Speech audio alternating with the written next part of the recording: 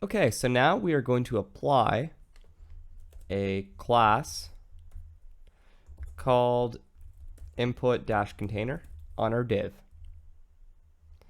And then we are going to add input-container. And now what we're going to do is make the input box go to the right of the enter your name. So we're going to use something called Flexbox. And what Flexbox will do is allow us to say horizontal, and it will automatically go in a horizontal fashion. So we're just going to type in display flex, and then flex dash direction should be row. And then if we go back to our page, you'll notice that it's now going in a row. The input is way too big though, so we have to deal with that. The reason why this is happening is because the input is as big as the div is, but we can actually set its height to be like 25 pixels, and you'll notice that it's about the size we need it to be at now. So we're going to go back to our input type equals text, and we're just going to give this a class of input, and then we're going to set input height 25 pixels. And now it's good when we refresh our page. So we have this flex box that's saying, okay, make everything go in the direction of a row. So that's flex direction row. You can also change it to column if you wanted it to be up and down. And then we have our input, which we're saying we only want a height of 25 pixels. And then what we're going to do is we're going to tell it to align our items to the center. And as you can see, it does exactly what it sounds like. So we're going to apply that by going to our input container and typing in align items center. Now, in order for these two properties to work, the flex direction and the align items, you have to have display flex. So this is all part of the flex box, which you don't even need to know what that means. But it does work. Then we want our text to have a bit of spacing between the text and the box. So we're going to go down to the enter your name, and we're just going to type in margin dash right and make it like 5%. That's a bit much, so honestly we can go right down to 1. So we're going to go back to our CSS tutorial.html and give this class input dash header. And then we're going to create input dash header and give it a margin right of 1%. Now we'll refresh and we'll see everything's good.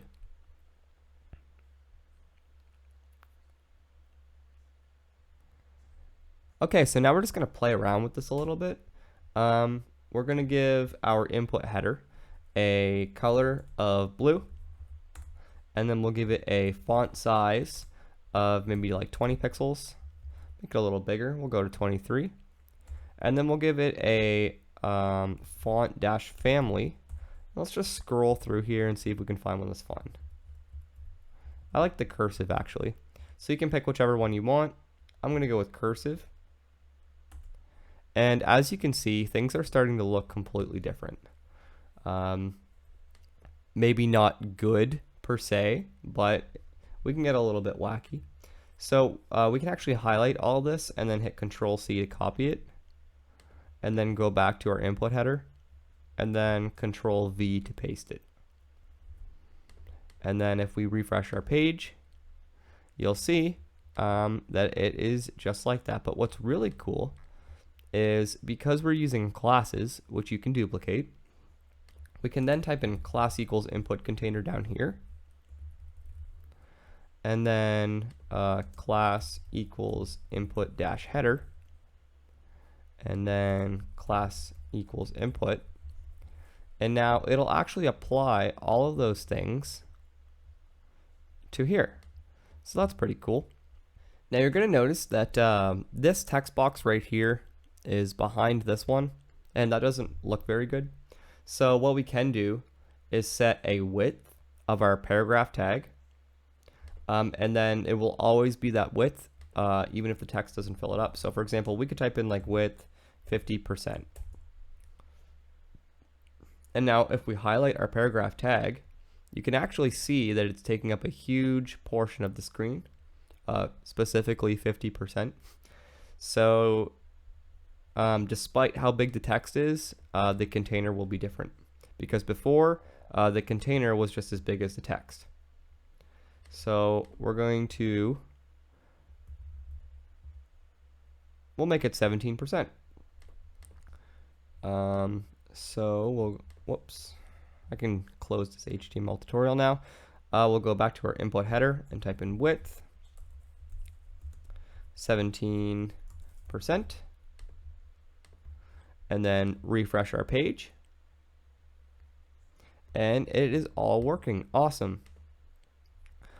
So another thing I want to do, let's say that there was another whole set of stuff down here. We can actually set a background color for a div. It doesn't have to be for just a body.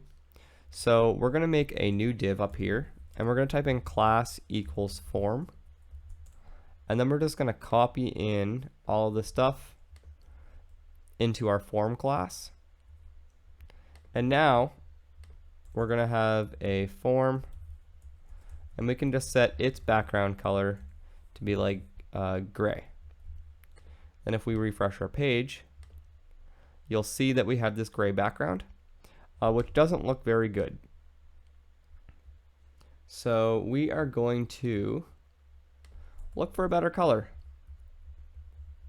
Let's just scroll through here. The azure, I've never heard of that color before, isn't too bad. So we might just end up going with that one. You don't want something that's too hard on the eyes. If you haven't noticed by now, my profession is programming. People typically hand me the design because I'm not very good at designing things. Actually, I like the lavender, so we're going to go with the lavender. And then you'll notice that it's way too big. So we're going to do something similar. We're just going to type in width, and then we can actually type in fit content, and it will make it the smallest possible. But we don't want to do that because then it's going to shrink everything. So we're just going to set it to like, oh, we've been using percentages, but you can straight up set it to pixel values too if you want. Like you could do like 500 pixels. And that's still a little small. So the problem we're running into here is the paragraph tag. The width is too small. And the reason why is because we're using a percentage. So you'll notice we have a width of 17%. Before it was fine because it was 17% of the entire screen.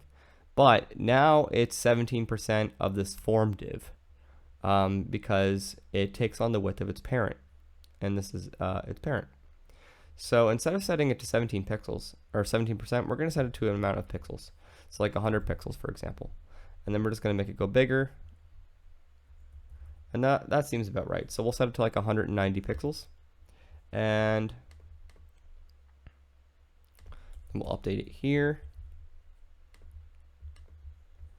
Now we can make our form significantly smaller, like 500 pixels.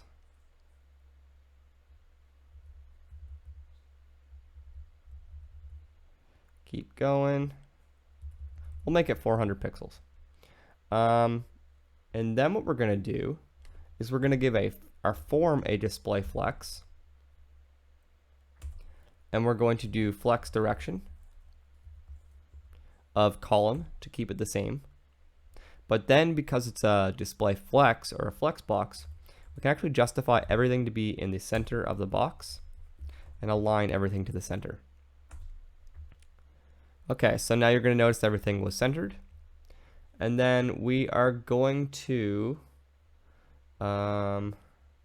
give it a padding dash bottom of like 5%. And we'll bring that back down to about 2%. We'll probably end up having to change this after. And then we're going to give it a border dash radius of like 10 pixels. And it's sort of hard to see, but the border radius is making it so that the edges of this are circular. So the more you go, the more it'll do it. So that's pretty obvious now. So we'll set it to 10 pixels. And then that's looking significantly better than what it was. So I'm going to copy all of this. And then I'm going to refresh the page. As you can see, this is what it looked like before. And now if we update our form and then refresh again, that's what it looks like now. So CSS is very important to making your HTML look good. Okay, so right now we have one of two options. We can style these buttons ourselves and make them look good, or we can take somebody else's code that has already done probably a better job than we'll do and apply that instead. So we're going to do that. We're going to type in Bootstrap 4 into Google, and we're going to click this Bootstrap 4 introduction, and you're going to see this CSS. It'll say copy paste to style sheet.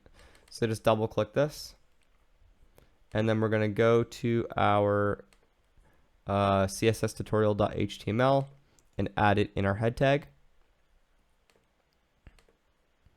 And then they also need JavaScript with a lot of Bootstrap. So we're just going to copy the whole thing and then add it into here as well. Okay, so what we've now done is we've added something called Bootstrap to our project. Now, Bootstrap provides a bunch of CSS styles for you without you actually needing to do it. Now, that may sound like some sort of cheating because that's sort of what we're used to, but in programming, it's completely different. Because if you want to build a large-scale app, you just literally cannot do the whole thing yourself. It would take you years. So a lot of what it is taking other people's code, merging it together, and getting the best result you can. So if we go to components over here on the sidebar, there is a bunch of different things that we can choose from.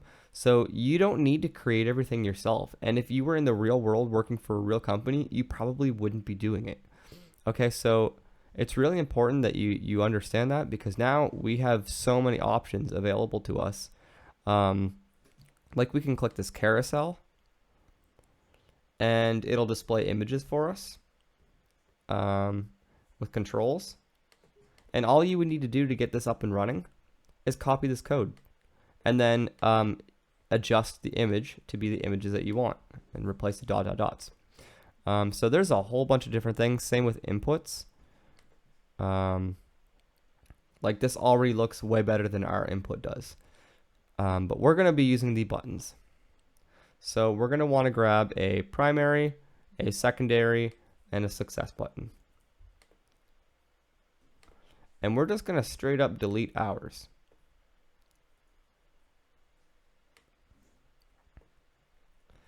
And then we're going to replace this with display name, display age, and both. Okay, so now we're going to refresh our page. And you're going to notice the buttons look exactly like how they do over here. And again, it was so easy to get Bootstrap into this program. All we needed to do was copy these tags up here that Bootstrap provided us. We are going to edit them a little bit to make them fit our form though. So you'll notice we're getting a similar problem with the text in the button as we were with the paragraph tag, where the button size is determined by the width of the text. So in order to fix this, we're just going to type in like width 100 pixels, and then 130 seems about right. So we're going to type in button, by the way, is a class created by Bootstrap. So all this is we've included a giant CSS sheet, just like the one we've created, but from Bootstrap. But what's cool is you can actually edit Bootstrap's classes to make them your own. So if I click this button, and then I just paste this down here, the class of button, we can now change its width to be 130 pixels. So now it'll include all of the other things that the button class gives us, like the color and all that stuff, but we'll customize its width. So now if we refresh the page, you'll notice that each one of these is now the same width because we gave it all, or we applied the width to the button class itself. And now we're going to increase the size of our form to about 470. And then we're going to give the padding bottom a little more. And then we're going to give it a padding top of like 3% or 2%. And then we're going to give it a margin left of like 3%. Yeah, we'll go back to 1. Okay, so let's just copy paste all of this and edit our form. So now remember, the buttons don't actually do anything. That's going to be in the next video, which is our JavaScript tutorial. So as per our HTML tutorial, we're going to go to CSS on our W3 schools. Again, if you haven't been able to find this link, you just want to type it into the URL. And then I'm going to go back to our CSS tutorial.html, and underneath all of this, but inside the form, I'm going to type in for more CSS content, click here, and then our href is going to be the W3 school site. So then we click our link and it'll bring us right back to the page. Thanks for checking out my CSS tutorial, and I'll see you in the next JavaScript one.